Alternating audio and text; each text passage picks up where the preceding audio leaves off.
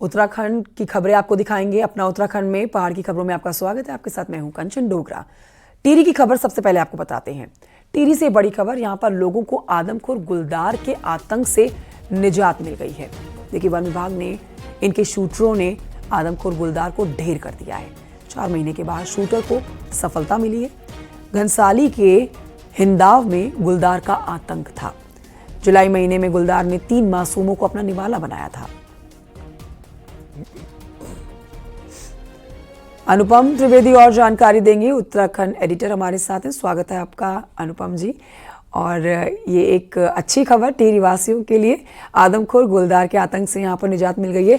किस तरह से रणनीति के तहत शूटरों ने इस आदमखोर गुलदार को ढेर किया है, इस पर संपूर्ण जानकारी देंगे। देखिए, क्योंकि ये गुलदारों का प्रॉब्लम पहाड़ों में एक बड़ी दिक्कत होती है, खासकर अब जब सर्दियों का मौसम आ रहा है, बरसात से लेकर सर्दियों तक गुलदारों का मूवमेंट बढ़ जाता है ह्यूमन कॉलोनीज में। तो जिस गुलदार को आज सुबह मारा है फॉरेस्ट की टीम ने, करीबन 30 लोगों की टीम इसमें जुटी थी। पिछले 4 महीनों से 124 दिन एग्जैक्टली में आज ये ढेर हुआ है। तो 4 महीनों से ज्यादा का समय इसमें लगा इसको ढूंढने में। और जानकार बताते हैं कि इसके गुलदार की खास बात ये थी कि ये जिस शिकार को मारता था उस पर लौट के दोबारा नहीं आता था। तो इस तरीके से इसे पकड़ना बड़ा मुश्किल हो रहा था। इसने 3 लोगों की जान ली थी, इसके अलावा सैकड़ों जानवर मारे थे। तो 4 महीने की बहुत कड़ी मेहनत है, लगातार इसको चेज करना पड़ा। और ये गुलदार का जो पूरा ऑपरेशन है, ये याद दिलाता है, जिम कॉर्बेट की किताब है मैन ईटर ऑफ रुद्रप्रयाग, उसमें इस तरीके के गुलदार का जिक्र है। ये करीबन ऑपरेशन वैसा ही था जिसमें बहुत समय लगा और फाइनली आज इसको ढेर किया गया है। लोगों ने राहत की सांस ली है। घनसाली एक क्षेत्र है टिहरी में, वहां का ये मामला है। तो अभी उसका पोस्टमार्टम चल रहा है और फिलहाल लोग खुशी इसमें जता रहे हैं आसपास के जिनसे बात हो पाई फोन पे। और खुशी इस बात की है कि कम से कम वो बाहर निकल सकेंगे, क्योंकि सुबह निकलना और देर शाम निकलना ये बड़ा मुश्किल हो गया था। जी, बहुत शुक्रिया आपका अनुपम त्रिवेदी जानकारी के लिए। और ये बढ़ते हैं आगे, खबरों का सिलसिला आगे बढ़ाते हुए ऋषिकेश की खबर आपको बताते हैं, जहां पर एक व्यापारी के बेटे ने देर रात 72 सीढ़ी घाट से गंगा में छलांग लगा दी। सूचना पर पहुंची पुलिस की टीम गंगा में युवक की तलाश कर रही है। सर्च ऑपरेशन चलाया जा रहा है। काफी ढूंढने के बावजूद भी अब तक पता नहीं चला है युवक का। पुलिस की माने तो युवक ऋषिकेश का रहने वाला था और देहरादून में पढ़ता था। गंगा में छलांग लगाने से पहले युवक ने अपने भाई को मैसेज किया था कि मम्मी पापा का ध्यान रखें और वो इस दुनिया से दूर जा रहा है।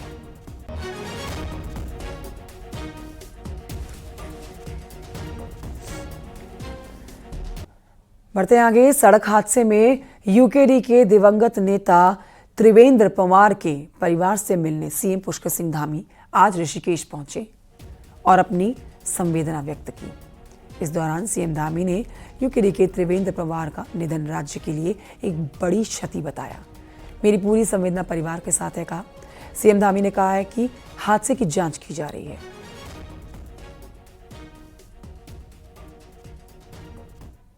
और श्री स्वर्गीय त्रिवेंद्र सिंह पंवार जी का बहुत बड़ा योगदान है। उनका जाना हम सभी के लिए बहुत दुखद है, एक अपूर्णीय क्षति है। और दुर्घटना हुई है, उसकी जांच के लिए पहले ही आदेश कर दिए गए हैं कि इस प्रकार की दुर्घटनाओं की पुनरावृत्ति न हो। हम सभी इस अवसर पर दुखी हैं। भगवान से प्रार्थना करते हैं कि उनको अपने श्री चरणों में स्थान दे और उनके पारिवारिक जनों को, सभी को इस जो असमय कष्ट आया है, इस कष्ट को सहन करने की शक्ति प्रदान करें। सीएम धामी का आज यूपी के दौरे पे भी आपको जानकारी देते हैं कि आज मुख्यमंत्री धामी यूपी के दौरे पर रहेंगे। प्रयागराज कुंभ कॉन्क्लेव समारोह में सीएम धामी शामिल होंगे। Bar association Allahabad CM Dhami का सम्मान करेगी। यूसीसी लागू करने के लिए सीएम धामी को सम्मानित किया जाएगा।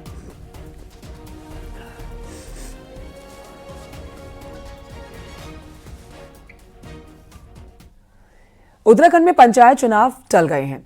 देखिए, पंचायतों में भी प्रशासक नियुक्त होंगे। 28 नवंबर को ग्राम पंचायत, 30 नवंबर को क्षेत्र पंचायत और 2 दिसंबर को जिला पंचायत का कार्यकाल खत्म हो रहा है, जिसके बाद प्रशासन नियुक्त किए जाएंगे।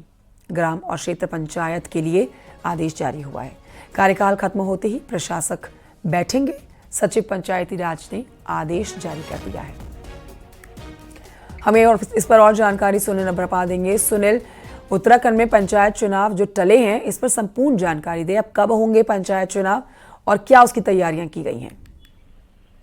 देखिए, पंचायत चुनाव को जो 63 पंचायत चुनाव है, कल 28 नवंबर को ग्राम पंचायतों का कार्यकाल यहाँ पर समाप्त हो रहा है, जिनकी संख्या 7,500 के आसपास है। ग्राम पंचायतों में ग्राम प्रधान बैठते हैं, लिहाजा कल के बाद जो ग्राम प्रधान है उनकी जगह प्रशासक नियुक्त करने के आदेश हुए हैं।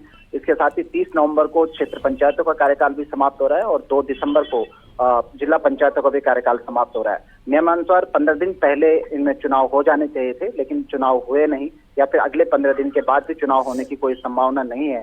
लिहाजा इसमें प्रशासक बिठा दिए गए हैं और आप ये मान के चले कि कम से कम अगले 6 महीने तक के लिए पंचायत चुनाव एक तरह से तय हैं। जी, बहुत शुक्रिया आपका सुनील नप्रभा जानकारी के लिए।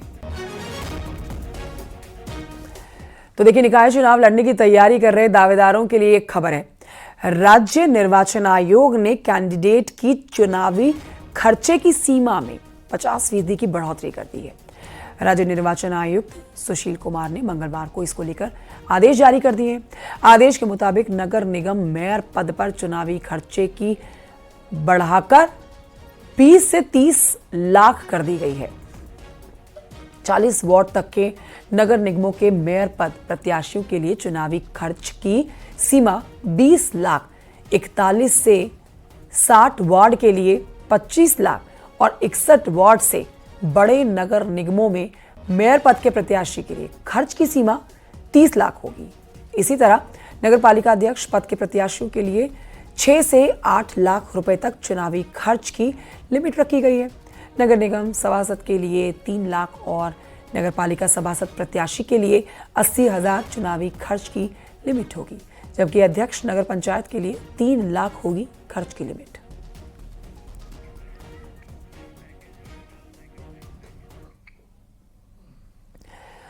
केदारनाथ उपचुनाव में दलित वोट ने बीजेपी की जीत में रोल निभाया। तो देखिए, संविधान दिवस पर सवाल यही कि क्या कांग्रेस के हाथ से दलित वोट छिटक रहा है? कांग्रेस से ज्यादा भरोसा अब दलित बीजेपी या दूसरी पार्टियों पर रख रहे हैं? देखिए इसी पर रिपोर्ट।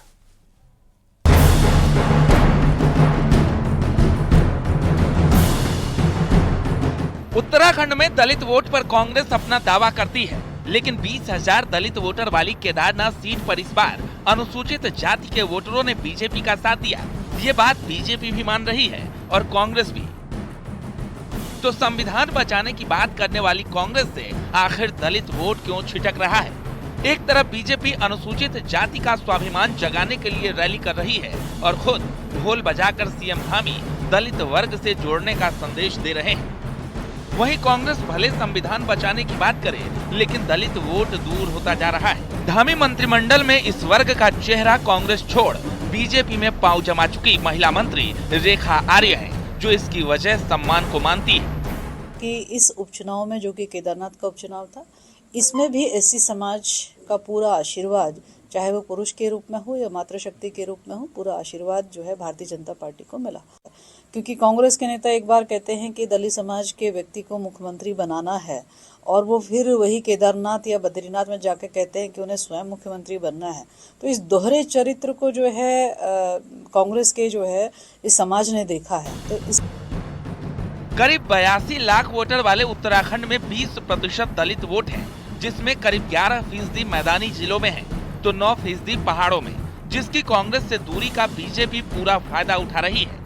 वहीं 2022 में हरिद्वार में बीएसपी ने 2 सीटें मुस्लिम दलित समीकरण पर जीती।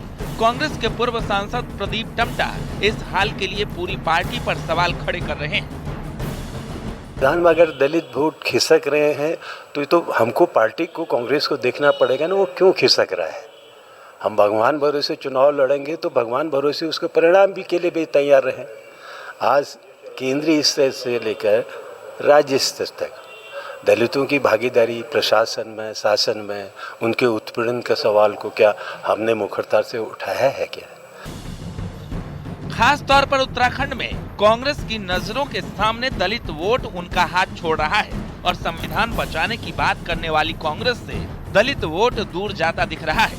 अल्मोड़ा से किशन जोशी के साथ दीपांकर भट्ट, न्यूज़ 18। और ये बढ़ते आगे आपको बताते हैं केदारनाथ उपचुनाव में क्या कांग्रेस के स्लीपर सेल ने बीजेपी की मदद की है। कांग्रेस नेता रणजीत रावत का कहना है कि बीजेपी नहीं बल्कि उसका मैनेजमेंट जीता है। कांग्रेस में कुछ नेताओं ने स्लीपर सेल की बात की है और उस स्लीपर सेल ने भी मदद की है, लेकिन निकाय और विधानसभा चुनाव में बीजेपी ऐसा नहीं कर पाएगी।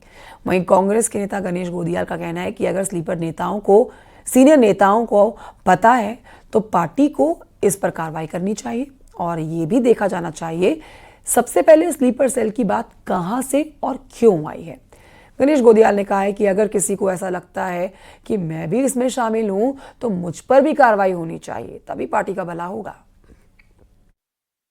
उपचुनाव था इसलिए सरकार ने प्रबंधन करके जो है और हमारे कुछ नेताओं ने जैसा अपने बयानों में कहा कि हमारे अंदर कुछ स्लीपर सेल हैं, वो उन्होंने अपना काम दिखाया है।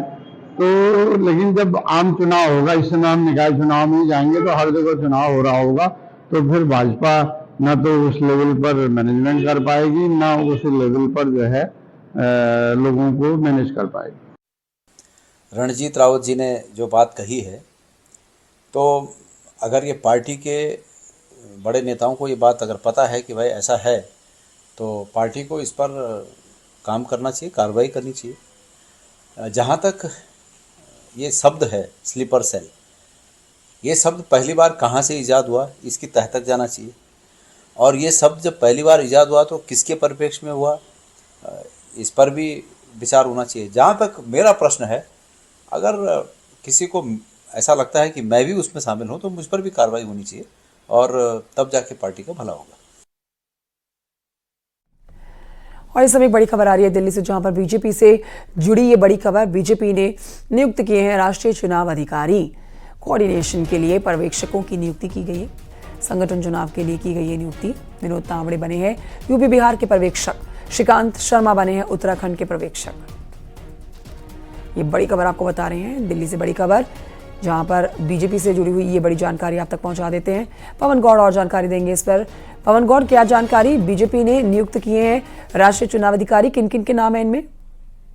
देखिए, बीजेपी अध्यक्ष जेपी नड्डा ने जो चुनाव अधिकारियों की घोषणा की, उनके साथ साथ जो प्रदेश की इकाई के समन्वय के लिए उन्होंने केंद्रीय पर्यवेक्षकों की नियुक्ति की है, जिसमें अगर राष्ट्रीय महामंत्री विनोद तावड़े को उत्तर प्रदेश और बिहार का पर्यवेक्षक बनाया गया है। उनके साथ साथ जो राष्ट्रीय उपाध्यक्ष है सौदान सिंह और मथुरा से जो विधायक है श्रीकांत शर्मा, उनको हिमाचल प्रदेश, जम्मू कश्मीर, लद्दाख और उत्तराखंड का पर्यवेक्षक बनाया गया है। वहीं बात करें सुनील बंसल की, तो उनको पश्चिम बंगाल, असम, झारखंड और हरियाणा का पर्यवेक्षक बनाया गया है।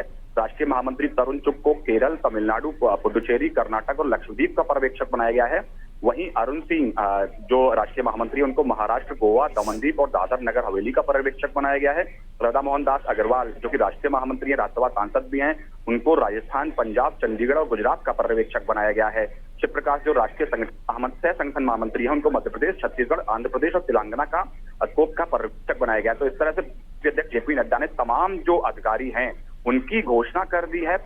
ये पर्यवेक्षक जाएंगे जो संबंधित 2 राज्य इनको मिले हैं, वहां जाके जो राज्य के जो चुनाव अधिकारियों की घोषणा पहले की जा चुकी है, उनके साथ समन्वय बैठक कर आगे की किस तरह से चुनावों को संपन्न कराया जाना है, संगठन के चुनावों को, उसको लेकर एक रणनीति तैयार की जाएगी। जैसे कि अब 15 दिसंबर तक जो मंडल अध्यक्ष है उनके चुनावों की प्रक्रिया संपन्न करानी है। उसके बाद में 30 दिसंबर तक जो जिलाध्यक्ष है उनके चुनाव की प्रक्रिया संपन्न करानी है। उसके बाद में 30 दिसंबर को फिर से दिल्ली में एक बड़ा वर्कशॉप का आयोजन किया जाएगा। उसमें जो प्रदेश अध्यक्ष है उनके चुनाव की प्रक्रिया किस तरह से संपन्न कराई जाएगी और कब तक संपन्न होगी, और उसके बाद में राष्ट्रीय अध्यक्ष के चुनाव की प्रक्रिया कैसे संपन्न होगी, उसको लेकर 30 दिसंबर को वर्कशॉप का आयोजन दिल्ली में किया जाएगा। तो बीजेपी अध्यक्ष जेपी नड्डा ने तमाम प्रदेशों के पर्यवेक्षकों की नियुक्ति कर दी है। ठीक है, बहुत शुक्रिया आपका पवन गौड़ जानकारी के लिए।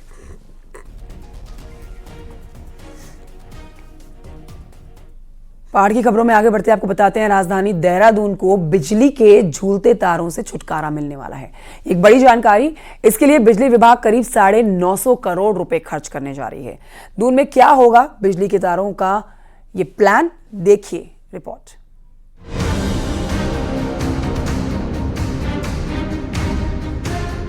देहरादून में जगह जगह लटकते बिजली के तारों का जंजाल अब जल्द खत्म होने जा रहा है। इन लटकते तारों से शहर की खूबसूरती को भी बट्टा लग रहा है। इन तारों से छुटकारा पाने के लिए यूपीसीएल ने अपना पूरा प्लान तैयार कर लिया है, जिसके लिए एशियन डेवलपमेंट बैंक से 900 करोड़ रुपए का लोन भी मिल गया है। इन पैसों से देहरादून शहर में करीब 930 किलोमीटर की लाइनों को अंडरग्राउंड किया जाएगा, जिसमें 33 केवीए और 11 केवीए की बिजली की लाइनें भी शामिल हैं। वहीं यूपीसीएल का कहना है कि इस काम में जनता को दिक्कत न आए, इसके लिए आधुनिक मशीनों का उपयोग किया जाएगा। हमारी जो 33 केवी की लाइन होती है वो 92 किलोमीटर अंडरग्राउंड कर रहे हैं, 11 केवी की 230 किलोमीटर अंडरग्राउंड कर रहे हैं, और एलटी होती है जिससे हम घरों में लोगों को कनेक्शन देते हैं, वो 608 किलोमीटर हम अंडरग्राउंड करेंगे देहरादून शहर में।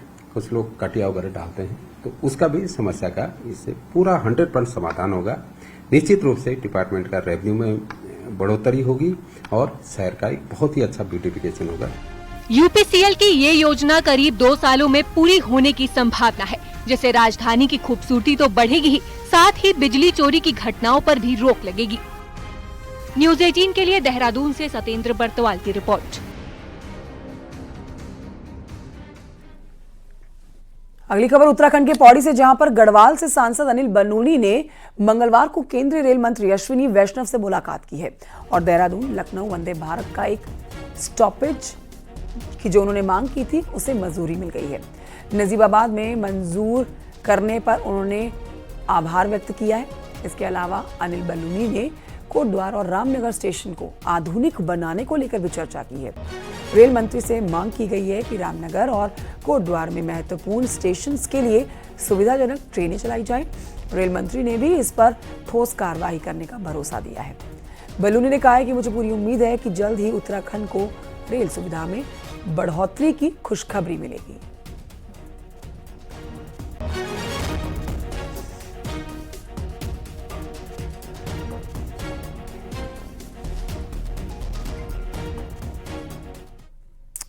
देखिए, उत्तराखंड के लिए ठंड का समय विंटर टूरिज्म का सुनहरा सीजन होता है। इस सीजन में देश विदेश से हजारों सैलानी यहाँ पर ठंड का आनंद लेने आते हैं, लेकिन इस बार ठंड में यहाँ आने वाले पर्यटकों को थोड़ा सा दिक्कतों का सामना करना पड़ सकता है, क्योंकि रेलवे ने 3 दिसंबर से 27 फरवरी के बीच में कोहरे के कारण कई ट्रेनों को कैंसिल करने का फैसला लिया है। कई को रीशेड्यूल करने पर लोग परेशान हो रहे हैं। रेलवे ने इन ट्रेनों का शेड्यूल भी जारी कर दिया है। प्रदेश की राजधानी देहरादून हो या फिर धर्म की नगरी हरिद्वार हो या हल्द्वानी हो या लाल कुआं और रामनगर, ये वो स्टेशन हैं जहां पर दिसंबर से फरवरी तक आने जाने में अब ट्रेनें प्रभावित रहेंगी। काठगोदाम से हावड़ा दिल्ली जाने वाली ट्रेनों की जहां पर फेरे कम कर दिए गए हैं, तो वहीं दूसरी तरफ लाल कुआं से अमृतसर दिल्ली के लिए आनंद विहार और काठगोदाम से कानपुर जाने वाली वीकली ट्रेनें पूरी तरह से कैंसिल रहेंगी।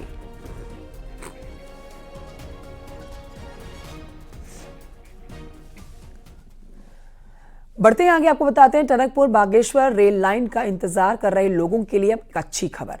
ब्रिटिश काल में जिस रेल लाइन के लिए सर्वे शुरू हुआ था वो अब जाकर फाइनल हुआ है। देखिए, सर्वे के मुताबिक 170 किलोमीटर लंबी लेन लाइन बनने में 49,000 करोड़ की लागत लगेगी। ऐसे में अगर ये रेल लाइन वजूद में आती है तो चाइना और नेपाल बॉर्डर के करीब भारतीय रेल की पहुंच और हो जाएगी। देखिए रिपोर्ट।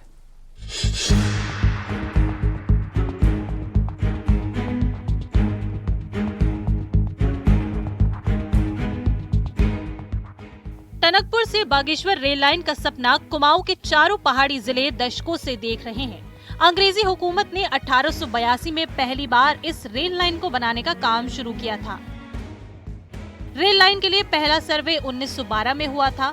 तब से अब तक 7 सर्वे हो चुके हैं। 2 सालों तक चले फाइनल सर्वे की रिपोर्ट स्काई लाई इंजीनियरिंग डिजाइनिंग ने रेलवे को सौंप दी है।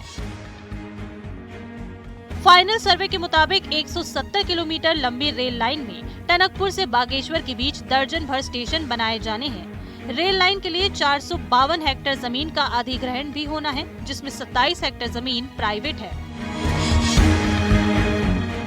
टनकपुर से बागेश्वर की सर्वे का काम भी हुआ और उसी कड़ी में हमारी रामनगर से चकुटिया होते हुए गैरसैंण तक की कनेक्टिंग रेल लाइन का भी सर्वेक्षण का काम चल रहा है। और चूंकि भारत सरकार के रेल मंत्रालय के माध्यम से और लगातार मेरी भी हम लोग भी मॉनिटरिंग कर रहे हैं, आने वाले समय के अंदर जो हमारी ये ऋषिकेश वाली का काम होगा उसी के अंतर्गत हम इसको बजट का फॉलो करेंगे। टनकपुर बागेश्वर रेल लाइन को केंद्र सरकार ने 2012 में राष्ट्रीय महत्व का प्रोजेक्ट माना था। तब इस रेल लाइन में 54 किलोमीटर की 72 टनल प्रस्तावित थे। ये रेल लाइन टनकपुर से पंचेश्वर तक काली नदी के किनारे बननी है, जबकि पंचेश्वर से आगे ये सरयू नदी के किनारे रेल लाइन गुजरेगी। इस रेल लाइन के बनने से अल्मोड़ा, पिथौरागढ़, चंपावत और बागेश्वर जिलों को सीधा फायदा मिलेगा। यही नहीं, पहाड़ की राह तो आसान होगी ही, साथ ही पर्यटन कारोबार को भी पंख लगेंगे। जो आज टनकपुर बागेश्वर रेल लाइन का पूरा सर्वे हो गया है, इससे चाहे पर्यटन की दृष्टि से हो या फिर हमारे यहाँ व्यापारिक दृष्टि से हो, बहुत अधिक मात्रा में यहाँ पर इस क्षेत्र का कुमाऊं का विकास होगा। साथ ही हमारा जैसे टनकपुर जोनजीबी वाला भी चल रहा है, ये भी हो जाता है तो लगभग पूरा कुमाऊं इससे आच्छादित हो जाएगा। चीन और नेपाल बॉर्डर के करीब होने के कारण इस रेल लाइन का सामरिक महत्व भी है। ऐसे में अब देखना बाकी है कि फाइनल सर्वे के बाद रेल मंत्रालय कब इस रेल लाइन को जमीन पर उतारता है। न्यूज़ 18 के लिए पिथौरागढ़ से विजय वर्धन उप्रेती की रिपोर्ट।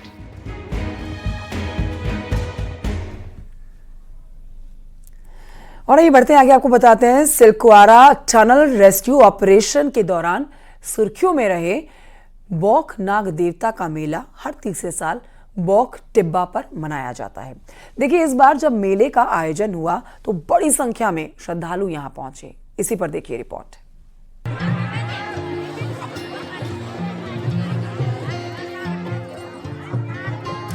उत्तरकाशी की गंगा और यमुना घाटी के बीच बाबा बौखनाग मेले को धूमधाम से मनाया गया। बौख मेला में बड़ी संख्या में श्रद्धालु पहुंचे और बाबा बौखनाग के दर्शन किए। इस दौरान देव डोलियां भी झूमती नजर आईं। इस बार मेले में दूर दूर से बड़ी संख्या में श्रद्धालु पहुंचे और बाबा बौखनाग का आशीर्वाद लिया। इसमें हमारा बौखनाग का बहुत असीम कृपा है। समस्त भंडार से 10 की पट्टी 20 पट्टी पे और हमारे एक आस्था का केंद्र है और जो विगत हजारों वर्ष से चल रहा है। और दूसरी बात क्या है कि प्रत्येक 3 साल में एक मेला एक बार होता है। एक बार जो सेमनाग में होता है, एक बार जो है हमारे बौखनाग में मेला होता है। समुद्र सतह से करीब 3000 मीटर की ऊंचाई पर स्थित बौख टिब्बा प्राकृतिक सौंदर्य से भरपूर है। वहीं बौखनाग देवता में स्थानीय लोगों की बड़ी मान्यता है। जो भी श्रद्धालु यहाँ सच्चे मन से पहुँचता है, उसकी मनोकामना जरूर पूरी होती है। मेला ये टॉप में 11 गति मंगेश्वर को लगता है। गाँव में 2 गाँव में 2 जगह अलग अलग दिनों पे मेला। मानता क्या है? मानता ये तो सबकी मनोकामना पूर्ण करती है और ये वासुकी नाग देवता है, ये सबको। इस मेले में भगवान बौखनाग जी के मेले में यहाँ तो सबसे पहले जो भी आप मन्नत लेके जाएंगे वो मन्नत आपकी पूरी होती है। और ये बहुत ही पौराणिक और ऐतिहासिक यहाँ पे मेला होता है। यहाँ पे कई सदियों पुराना मेला है और यहाँ से लगभग मेले की दूरी 7 किलोमीटर की लगभग है। और यहाँ पर जितने भी भक्त अपनी मन्नतें मांगते हैं उनकी मनोकामना पूर्ण होती है। सिलक्यारा टनल ऑपरेशन के दौरान बौखनाग की शक्ति का एहसास पूरी दुनिया को हुआ था। उत्तराखंड के सीएम पुष्कर सिंह धामी ने भी सिलक्यारा टनल ऑपरेशन के दौरान मिल रही असफलता के बाद देवता की खुद पूजा की थी, जिसके बाद सिलक्यारा ऑपरेशन सफल हुआ था। ये स्थल धार्मिक महत्व के साथ ही प्राकृतिक सुंदरता से लबरेज है। देवदार, बांज, बुरांश केपड़े पौधों से घिरे बौख टिब्बा में हर तीसरे साल मेला बड़े धूमधाम से मनाया जाता है। न्यूज़ 18 के लिए उत्तरकाशी से बलबीर परमार की रिपोर्ट।